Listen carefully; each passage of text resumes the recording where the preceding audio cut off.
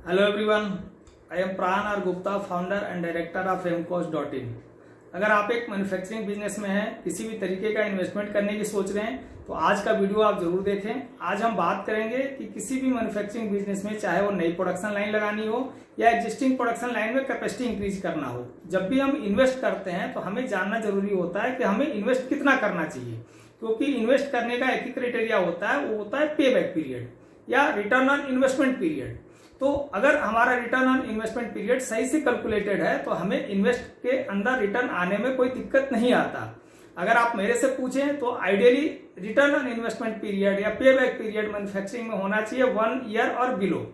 अगर इसके लिए जितने भी फैक्टर्स हैं हमने ठीक से कैलकुलेट किया हुआ है, सही से एस्टिमेट करके एनालिसिस किया हुआ है, तो हमारा रिटर्न ऑन इन्वेस्टमेंट 1 साल के बदले ±10% में आ जाएगा। अगर हमने ठीक से कैलकुलेट नहीं किया तो कई बार ये 2 साल, 3 साल, 5 साल चला जाता है, तब तक पता चलता है कि हमारे उस प्रोडक्ट की डिमांड खत्म हो गई और वो रिटर्न ऑन इन्वेस्टमेंट कभी हुआ ही नहीं। तो इन चीजों को जानना बहुत जरूरी है। आइए जानते हैं एक एग्जाम्पल के थ्रू। तो हम पहले समझते हैं कि कौन कौन से वो फैक्टर हैं जो रिटर्न ऑन इन्वेस्टमेंट को डिसाइड करते हैं। तो सबसे पहले जब हम प्रोडक्शन के लिए कोई लाइन डिजाइन करते हैं तो उसमें हमारा प्रोजेक्टेड वॉल्यूम हमारे पास कंफर्म होना जरूरी है। और हम कुछ प्रोजेक्ट करते हैं तो सपोज हमारा प्रोजेक्टेड वॉल्यूम है 1 लाख यूनिट पर एनम, और 1 लाख यूनिट पर एनम के प्रोजेक्टेड वॉल्यूम पे हमने जो सेल प्राइस या जो टारगेट सेल प्राइस हमें मिला हुआ है वो है 200 rupees per unit. 200 rupees per unit मतलब ये प्राइस हमारा जो बायर का प्राइस है या जो कंपटीटर का प्राइस है उससे एटलीस्ट 5 to 10% लेसर होना चाहिए। सेम प्राइस पे अगर कैलकुलेट करेंगे तो वो सेंसिटिविटी फिर फैक्टर इन नहीं हो पाता। तो अगर सपोज हमारा 200 rupees per unit sale price है जो कि बायर के प्राइस से 10% कम है, और उस पे जो हमने मैन्युफैक्चरिंग कॉस्ट एस्टिमेट किया है वो आ रहा है 170 rupees per unit. 170 rupees per unit का बाइफर्केशन अगर हम देखें तो इसमें हम कुछ मटेरियल डिसाइड कर रहे हैं, जिस मटेरियल का कॉस्ट आने वाला है 120 रुपीज पर यूनिट। उसके अलावा हमने कुछ कन्वर्जन कॉस्ट डिसाइड किया है। कन्वर्जन कॉस्ट कहां से निकल के आता है? कन्वर्जन कॉस्ट भी उस इन्वेस्टमेंट से निकल के आता है। जो इन्वेस्टमेंट हम करने जा रहे हैं उससे कोई ना कोई मशीन लगेगी, उस मशीन पे हमारा कुछ मैन पावर लगेगा, कुछ न कुछ पावर एंड फ्यूल का कंजप्शन होगा, कंज्यूमेबल लगेगा और रिपेयर एंड मेंटेनेंस का कॉस्ट होगा। इन सारे कॉस्ट को जब हम सम कर देते हैं तो that is comes under conversion cost. वो हमने एस्टिमेट किया कि 30 रुपीज पर यूनिट आएगा। इसके अलावा हमने एस्टिमेट किया कि हमारा fix cost 20 rupees per unit से बढ़ जाएगा। या तो वो नया फिक्स कॉस्ट हो सकता है ऑन एडमिन ऑन और आवर सैलरी, या फिर कोई इंक्रीमेंटल कॉस्ट हो सकता है। अब इन कॉस्ट को हम अगर सम करते हैं तो वो हमारा कॉस्ट आता है 170 रुपीज पर यूनिट। अब इससे हमें जो निकल के बचता है वो बचता है कंट्रीब्यूशन। तो कंट्रीब्यूशन कितना बचा? कंट्रीब्यूशन बचा 200 - 170 इज 30 रुपीज। सो हमारे पास कंट्रीब्यूशन बच रहा है 30 रुपीज पर यूनिट। और हम प्रोडक्शन कितना करने वाले? 1 लाख यूनिट पर एनम।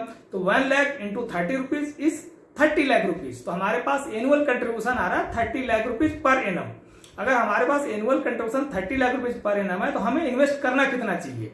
तो हमें इन्वेस्ट करते टाइम 2 चीजें और ध्यान देना है। क्या है?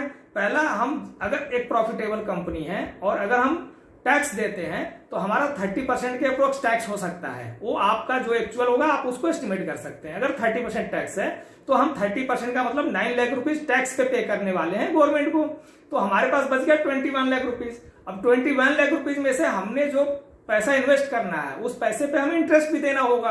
तो सपोज हम 19 लाख रुपीज इन्वेस्ट करते हैं तो हमें उस पर इंटरेस्ट 12% के रेट से देना होगा 2 लाख रुपीज। सो इसका मतलब कि हम इन्वेस्ट कर सकते हैं ओनली 19 लाख रुपीज, जिसका पे बैक आएगा 1 year, considering 2 lakh interest, 9 lakh taxes. बचे हुए पैसे का जो रिटर्न है that is coming through contribution और कैश प्रॉफिट। हम कैश प्रॉफिट की बात इसलिए कर रहे हैं क्योंकि हम यहाँ पे अभी डेप्रिसिएशन और रेंटल को इग्नोर कर रहे हैं, क्योंकि डेप्रिसिएशन और रेंटल अभी हम नहीं पे करने जा रहे हैं। हम मान के चल रहे हैं कि डेप्रिसिएशन अभी हमारा कुछ भी नहीं है और रेंटल हम अपने लैंड पे कर रहे हैं, उसको भी चाहे तो हम फैक्टरिंग कर सकते हैं।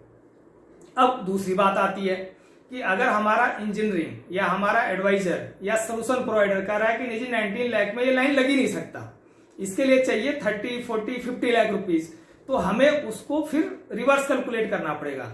रिवर्स कैलकुलेशन क्या है?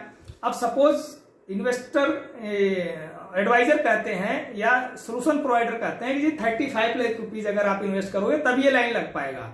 तो हमें क्या फिर कैलकुलेट करना होगा, हमें कैलकुलेट करना होगा कि 35 लाख रुपीज लगाने के लिए जो हमें प्रॉफिट चाहिए वो प्रॉफिट चाहिए करीब 55 लाख रुपीज। और 55 लाख रुपीज प्रॉफिट पे जब हम अगर टैक्सेस दे रहे हैं तो टैक्सेस हमारा जाएगा करीब 16.5 लाख रुपीज, और 16.5 लाख रुपीज माइनस करने के बाद जो पैसा बचेगा उस पर हम कुछ ना कुछ इंटरेस्ट देंगे, और वो इंटरेस्ट अगर हम पे करते हैं 4 lakh rupees on 35 lakh rupees, तब हमारे पास जो बैलेंस होता है वो आता है 35 lakh rupees for capex. But ये 35 लाख रुपीज करने के लिए हमें कंट्रीब्यूशन कितना चाहिए, 55 लाख रुपीज।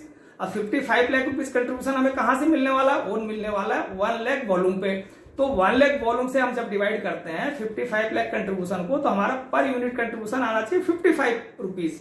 और 55 रुपीज कंट्रीब्यूशन के लिए हमें क्या करना होगा, तो हमारे पास सेल प्राइस तो फिक्स है 200, तो हम 200 में से 55 माइनस करेंगे, हमारे पास कॉस्ट ऑफ मैन्युफैक्चरिंग बचता है 145।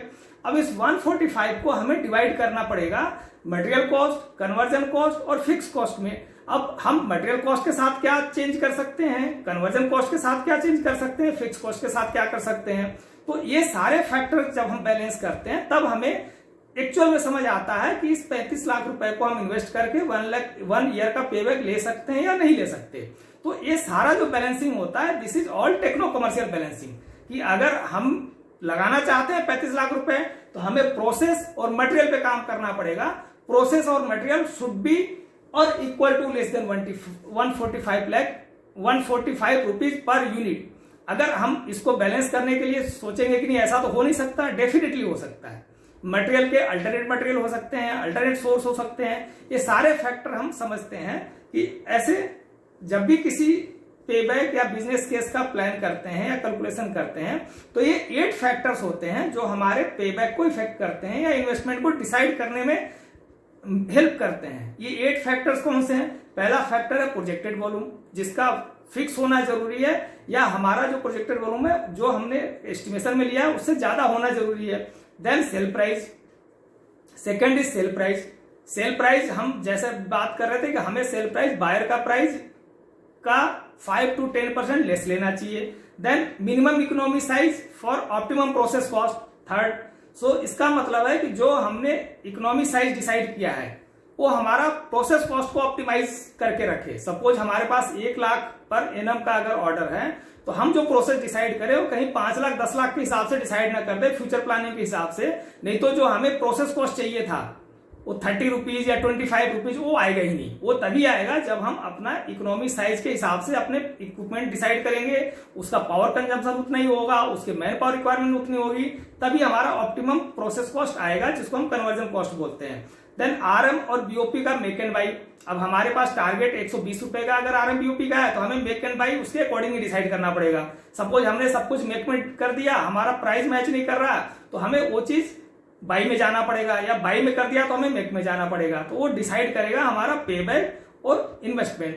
देन नेक्स्ट इज यील्ड, कि हम जो आरएम यूज करने वाले हैं उसका यील्ड क्या होने वाला है, 80% 90%। यूटिलाइजेशन जितना बेटर होगा डेफिनेटली हम आरएम कॉस्ट को रिड्यूस कर सकते हैं। तो हमें डे 1 से प्लान करना पड़ेगा जब हम बिजनेस केस बनाते हैं, जब हम पेबैक निकालते हैं या जब हम कैपेक्स डिसाइड करते हैं। अगला फिक्स कॉस्ट। अब फिक्स कॉस्ट हमें इंक्रीमेंटल करना है या नए फिक्स कॉस्ट ऐड करने हैं, नए इंजीनियर सुपरवाइजर ऐड करने हैं या हमें एग्जिस्टिंग सुपरवाइजर इंजीनियर से काम करना है। तो ये हमें उस दिन जब तक डिसाइड नहीं करेंगे हम फिर बाद में पैसे खर्च कर देंगे, पेबैक आएगा नहीं। अगला फंडिंग कहां से आ रहा है? फंडिंग हमारा ऑन फंडिंग है, इक्विटी से है या डेप्ट से है। डेप्ट से है तो 12% है कि 14% है कि 16% है। इक्विटी से है तो हमारे इक्विटी का जो पैसा है वो कितना लग रहा है और उस पर हमारा जो वैल्यू लॉस है, जो एक्चुअल पैसे का वैल्यू ड्रॉप होने वाला अगले 1 साल में कितना होने वाला है, तो हमें वो भी एक फैक्टर करके तब हमें इन्वेस्टमेंट, अगर हमारा इक्विटी है तो डेफिनेटली हम ज्यादा इन्वेस्ट कर सकते हैं क्योंकि हमें इंटरेस्ट कम देना होगा। देन लास्ट और 8 पॉइंट टैक्सेस। टैक्सेस में अगर हम प्रॉफिटेबल हैं, हमें जनरल रेट पे टैक्स देना पड़ता है तो हमें वो टैक्स जनरल रेट पे लेना पड़ेगा। अगर हमें कोई रिबेट मिला हुआ है, हम किसी गवर्नमेंट बेनिफिट के अंदर आते हैं एमएसएमई में या कहीं पे भी, तो हम उसको कम कर लेंगे तो हम इन्वेस्टमेंट बढ़ा सकते हैं। तो जब तक ये 8 फैक्टर को हम इनकॉर्पोरेट नहीं करते तब तक हमें एक्चुअल कैपेक्स का पता नहीं चलता, एक्चुअल इन्वेस्टमेंट का पता नहीं चलता, और जब तक हमारे पास एक्चुअल इन्वेस्टमेंट और 8 फैक्टर के प्रॉपर इनपुट नहीं है, हमारे पेबैक का हमें सही से कैलकुलेशन नहीं होता और हम प्लान करते हैं कि पेबैक हमारा आ जाएगा 12 मंथ में, और पेबैक आता है 3 साल में, कभी कभी 2 साल के बाद बिजनेस बंद हो जाता है और पेबैक कभी आता ही नहीं है। तो ये केवल टेक्निकल नहीं है, इसमें टेक्निकल के साथ साथ कॉमर्शियल एनालिसिस की भी जरूरत होती है।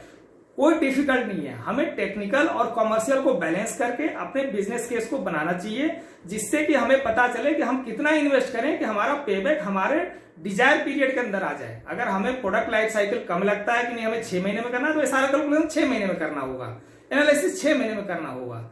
ये करने के छोटे छोटे टेक्निक्स हैं।